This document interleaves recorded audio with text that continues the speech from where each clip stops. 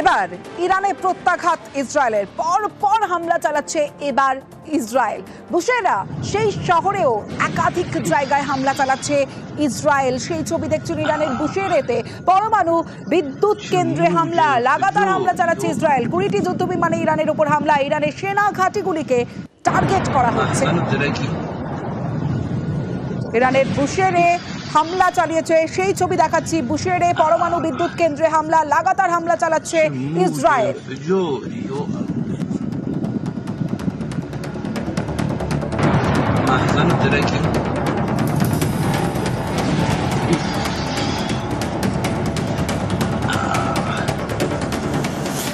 شموج انفجاري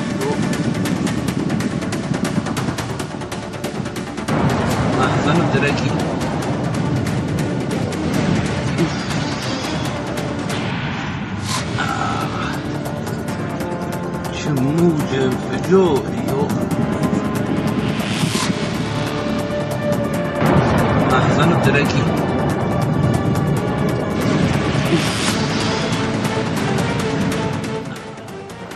এই যুদ্ধ পরিস্থিতির মধ্যে এবার ইরানের প্রেসিডেন্টের সঙ্গে কথা বললেন ভারতের প্রধানমন্ত্রী নরেন্দ্র মোদী। তিনি কথা বলেছেন, বর্তমান পরিস্থিতি নিয়ে উদ্বেগ প্রকাশ করেছেন প্রধানমন্ত্রী নরেন্দ্র মোদী। কূটনৈতিক পথে আলোচনার মাধ্যমে শান্তি প্রতিষ্ঠার বার্তা দিয়েছেন ভারতের প্রধানমন্ত্রী নরেন্দ্র মোদী।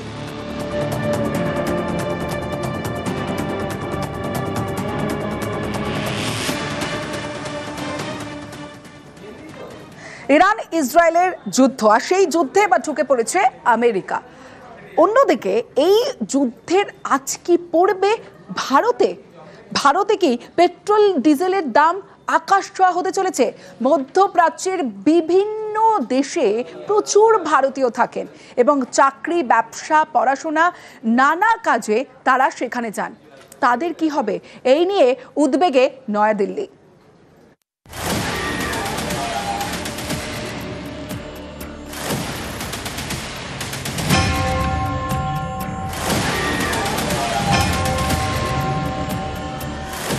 মধ্যপ্রাচ্যের যুদ্ধ, একদিকে ইরান আরেকদিকে ইসরায়েল, এর মধ্যে সরাসরি ঢুকে পড়ল আমেরিকা। রবিবার কাঠভোরে ইরানের 3টি পরমাণু কেন্দ্রে এয়ার স্ট্রাইক চালায় আমেরিকা।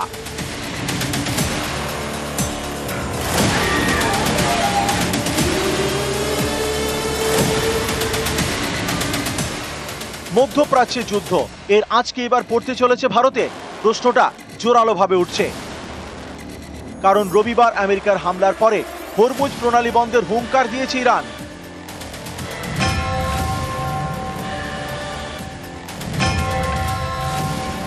यदि straight of Hormuz Iran block करता है तो वो जो ऑयल की सप्लाई का एक जो बहुत बड़ा रूट है स्ट्रेट ऑफ हॉर्मुज, जहाँ पे विश्व की लगभग 1/4 जो ऑयल की जो शिपिंग है वहाँ से होती है, वो प्रभावित होगी। হরমুজ প্রণালী এটা নেহাতি একটা জলপথ। বিশ্বের বহু দেশের অর্থনীতি নির্ভর করে এই জলপথে। বিশ্বের যত ভূ রাজনৈতিকভাবে গুরুত্বপূর্ণ জায়গা রয়েছে সেই তালিকায় উপরের দিকে রয়েছে হরমুজ প্রণালী। হরমুজ প্রণালী অবস্থিত পারস্য উপসাগরে। এর উত্তরে ইরান, দক্ষিণে ওমান এবং সংযুক্ত আরব আমিরশাহী। এটি পারস্য এবং ওমান উপসাগরের সঙ্গে আরব সাগরকে যুক্ত করে। এই প্রণালী দিয়ে সৌদি আরব, ইরান, কুয়েত এবং সংযুক্ত আরব আমিরশাহী থেকে অপরিশোধিত তেল রপ্তানি হয়। এই জলপথ দিয়ে পৌঁছে যায় বিশ্বের বিভিন্ন দেশে। বিশ্বের 20% তেল সরবরাহ হয় এই হরমুজ প্রণালী দিয়ে। প্রতিদিন প্রায় 2 কোটি ব্যারেল অপরিশোধিত তেল রপ্তানি করা হয়। পৃথিবীর যত দেশ তেল আমদানি করে তার মধ্যে ভারত 3 নম্বরে। ভারত যত তেল আমদানি করে তার প্রায় 40% আসে হরমুজ হয়ে। যুদ্ধের জেরে হরমুজ প্রণালী দিয়ে তেল আমদানি ধাক্কা খেলে ভারতের জ্বালানির দামে আগুন লাগতে পারে। হু হু করে বাড়তে পারে পেট্রোল ডিজেলের দাম, গ্যাসের দাম, বিমানের টিকিটের ভাড়া, পড়তে পারে ভারতীয় মুদ্রার দাম। বড়সড় প্রভাব পড়তে পারে ভারতের শেয়ার বাজারেও।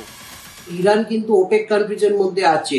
এই ওপেক কান্ট্রিজগুলো যদি তেলের দামটাকে বাড়ানো শুরু করে, এই যুদ্ধের ক্ষয়ক্ষতির যে পরিমাণ হচ্ছে সেটাকে কম্পেনসেট করবার জন্য, তাহলে কিন্তু আমি বলবো সারা বিশ্বে কিন্তু অপরিশোধিত তেলের দাম বেড়ে যাবে হু হু করে, এবং সেটা কিন্তু ভারতবর্ষের যে অর্থনীতি সেটাতে একটা চাপ আনবে। ইসরায়েল ইরান যুদ্ধে ইতিমধ্যেই কয়েকশো ভারতীয়কে দেশে ফেরানো হয়েছে। অপারেশন সিন্ধুর মাধ্যমে। কিন্তু এতে দুশ্চিন্তা কাটছে না, কারণ চাকরি, ব্যবসা, পড়াশোনা সহ নানা কারণে প্রায় 90 লক্ষ ভারতীয় থাকেন মধ্যপ্রাচ্যের বিভিন্ন দেশে। এর মধ্যে সংযুক্ত আরব আমিরশাহিতে রয়েছেন প্রায় 36 লক্ষ ভারতীয়, সৌদি আরবে প্রায় 26 লক্ষ, কুয়েতে প্রায় 11 লক্ষ। এছাড়া Oman, Qatar, Bahrain, Israel, Iran, Jordan, Iraq, Lebanon, Yemen, সিরিয়ার মতো দেশেও ভারতীয়রা থাকেন। বিশেষজ্ঞদের অনেকে মনে করছেন আমেরিকার হামলার পরে পাল্টা ইরানও হামলা চালাতে পারে। তারা টার্গেট করতে পারে মধ্যপ্রাচ্যের বিভিন্ন দেশে থাকা মার্কিন সেনাঘাঁটি। তাই প্রবাসী ভারতীয়দের নিয়ে উদ্বেগে নয়াদিল্লি। নিউজ 18 বাংলা। শনিবার নোবেলের শান্তি পুরস্কারের জন্য মার্কিন প্রেসিডেন্টের নাম সুপারিশ করেছিল পাকিস্তান। 24 ঘন্টার মধ্যে ভোল বদল। এবার এই যে পরমাণু কেন্দ্রগুলিতে হামলা চালিয়েছে আমেরিকা, এবার তার তীব্র নিন্দা করলো ইসলামাবাদ। পরমাণু ঘাঁটিগুলিতে মার্কিন হামলার কড়া নিন্দা পাকিস্তানের। এই হামলার উদ্বেগ প্রকাশ করে ওই অঞ্চলের পরিস্থিতি আরও জটিল হওয়ার আশঙ্কা প্রকাশ ইসলামাবাদের। এই হামলা আন্তর্জাতিক আইন লঙ্ঘন করেছে। রাষ্ট্রসংঘের সনদ অনুযায়ী ইরানের বৈধ অধিকার আছে আত্মরক্ষার।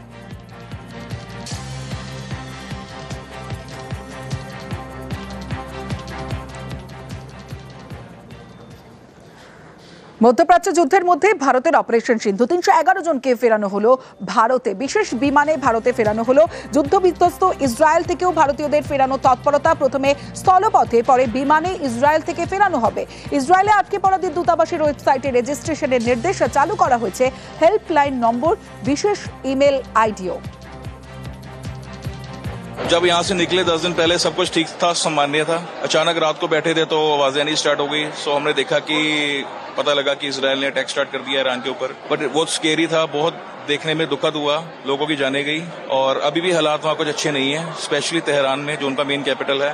They keep on connected to us like the Indian embassy, and they help us a lot in evacuation and also giving lots of precautionary messages and all that. Condition खराब थी, लेकिन उन लोगों ने बोला था कि आप लोगों का साथ हम लोग देंगे। लेकिन माहौल ऐसा था कि हम लोग खुद चाह रहे थे कितनी जल्दी वहाँ से निकलें, क्योंकि हालात कुछ बता रहा था कि आगे कुछ भी हो सकता था। हम तो अपनी सरकार का बहुत शुक्रगुजार हैं। ईरान में इंडियन गवर्नमेंट ने हमें बहुत सपोर्ट किया। हम लोग खुम में थे, वहाँ पे अटैक हुआ। उसके बाद गवर्नमेंट हम लोग को मशहद लेके आई, 1200 किलोमीटर है बाई रोड लेके आए। मेरे साथ 2 साल का बच्चा था, मुझे बहुत टेंशन थी वहाँ पे। We were visiting Iran for pilgrimage.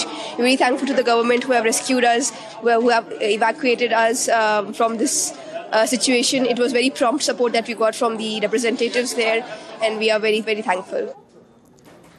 যুদ্ধবিধ্বস্ত ইরান, আর সেই ইরানে আটকে রয়েছেন শান্তিপুরের 3 জন। সোনার কাজে গিয়ে আটকে রয়েছেন 3 জন এবং পরিবার উৎকণ্ঠায় রয়েছেন। সেই সমস্ত পরিবার উৎকণ্ঠায়, শান্তিপুরের 3 বাসিন্দার পরিবার। সেরকম ভাবে কোনো যোগাযোগ হয়নি, তবে একদিন যোগাযোগ হয়ে বলছিল যে এরকম মাথার উপর দিয়ে দেখছি সব মানে বোমা টোমা ফেলছে, আবার ওই মানে মিসাইল গুলো যাচ্ছে, এরকম বলছিল যে একটু ভয়ও করছে, এরকম বলছিল। ভাবছি এটাই যদি ও চলে আসতে ভালো হয়, ভালোভাবে যদি ফিরিয়ে এনে আসতে পারছে নাকি? না না না না।